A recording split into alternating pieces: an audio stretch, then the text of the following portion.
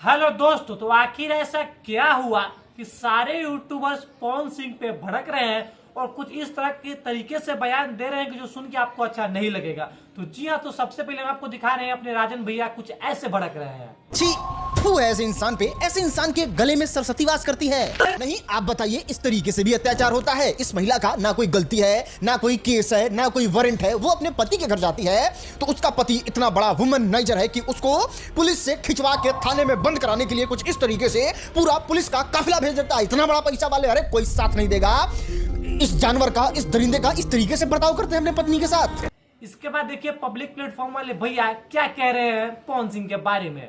को पूरी दुनिया को बताना था कि वो माता पिता गुरु ऑडियंस को छोड़ के बाकी सबके है समझीना। अब ज्योति सिंह ना तो पवन सिंह की माता है, न पिता है, न गुरु है, न ऑडियंस है, तो है। अगर आप भी पवन सिंह के सच्चे फैन हैं तो वीडियो को लास्ट तक देखिएगा, क्योंकि इसमें आपको पूरी सच्चाई दिखाने वाले हैं। तो सच्चाई देख के आपका भी खून खोल जाएगा। तो आइए बिना टाइम गवाए वीडियो को चालू करते हैं। तो बात यह है कि ज्योति सिंह जो पवन सिंह जी की धर्म पत्नी है, वो अपने इंस्टाग्राम आईडी से पोस्ट करती है कि हमको आपसे मिलना है और कुछ बातें करनी है किसी टॉपिक पे, तो हम आपके लखनऊ वाले घर पे आ रहे हैं, वहीं पे हम मिलेंगे और बातें करेंगे और अपने विचार दोनों आदान प्रदान करेंगे। जी हाँ, एक दिन पहले उन्होंने पोस्ट करती है और अगले दिन पहुंच जाती है लखनऊ वाले घर पे। तो वहां पर उनको कोई अटेंड नहीं करता है और उसके बावजूद वो जब घर में जाती है तो वहां पुलिस आ जाती है, ये कहते हुए कि आपके पति ने पुलिस को भेजा है कि आपको पुलिस स्टेशन लेके आया जाए और आप पे FIR किया जाए। तो जी हाँ, ये सब देखने और सुनने के बाद ज्योति सिंह लाइव आती है और बहुत ही बड़े बड़े आरोप लगाती है पवन सिंह जी पे। जैसा कि पब्लिक ये भी जानना चाहती थी कि इलेक्शन में जब ज्योति सिंह साथ में फिर अलग क्यों हो गई, उसकी सच्चाई भी ज्योति सिंह अपने लाइव वीडियो में बताती है। चुकी हूँ पवन जी के घर पे और पवन जी ने हमारे लिए एक पुलिस थाने में पता नहीं FIR की है। देखिए, हम आप लोगों के कहने पे, सिर्फ समाज के कहने पे मैं यहाँ पे आई थी, ये दिन दिखने के लिए आई थी। अब अगर आप लोग अभी भी इंसाफ नहीं करेंगे तो आप लोगों से कोई उम्मीद नहीं है और इसी घर में जहर खा के मरूंगी मैं। इस घर से लास्ट जाएगा मेरा, ये लास्ट बार मैं कह के जा रही हूँ यहाँ से। ये समाज का सेवा करेंगे, ये पवन जी समाज की सेवा करेंगे। जो अपनी पत्नी को निकालने के लिए पुलिस बुलवा रहे हैं, ये पवन जी समाज का सेवा करेंगे। करवा लीजिए आप लोग। चुनाव था तो पत्नी को बुला के यूज किए, उसके बाद दूसरी लड़की को लेके होटल गए। भैया सोचने वाली बात तो है, जिस इंसान से जिसका परिवार खुश नहीं है, आपको लगता है उस इंसान से उसका विधानसभा खुश रहेगा?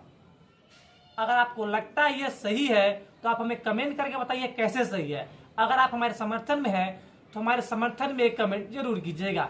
इसी के साथ आगे बढ़ते हैं और आप इनके पूरे लाइव वीडियो में देख पा रहे होंगे कितना दुख और दर्द और पीड़ा से ये अपने दर्द को बता रही है। और मैक्सिमम लोग ये कह रहे हैं कि ये रो रही है इसलिए सबको इनका सच्चाई दिख रहा है। जी नहीं, यही सच्चाई है, क्योंकि इनके सच्चाई खत्म होने के बाद, इनका लाइव वीडियो खत्म होने के बाद, इनके जो देवर है पवन सिंह जी के भाई, वो लाइव आते हैं वकील के साथ और क्या बातें करते हैं, पहले हम आपको वो सुनाते हैं।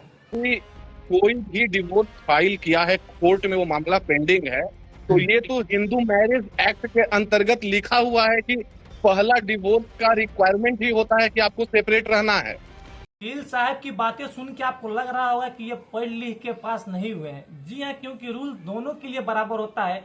अगर ज्योति सिंह के पास नहीं आ सकती, इनके घर नहीं जा सकती क्योंकि ये रूल के खिलाफ है, तो इलेक्शन के समय पवन सिंह ने कैसे उनको बुलाया था, कैसे दिन भर उनसे प्रचार करवाते थे और हारने के बाद उनकी हरकतें कुछ ऐसी हो गई कि मजबूरन ज्योति सिंह को वहां से आना पड़ा। ये बड़ी अच्छी बात कही आप। और ज्योति जी, विधायिका बनने के लिए आप इतना हद तक गिर सकती हैं, ये मुझे उम्मीद नहीं था। खैर, आपको जो करना है सो करिए, आपको जितना बोलना है बोलिए, आपको जितना गिरना है गिरिए। चलिए मान लिया आपकी बातें कि ये सब नाटक है विधायकी के सीट के लिए, तो आप क्या कर रहे थे? जब आपका सांसद का इलेक्शन था तो आप उनको बुलाते हैं, उनको यूज करते हैं, उनसे प्रचार करवाते हैं और हारने के बाद आपने ऐसी हरकत ही कर दी कि उनको वहां से जाना पड़ा।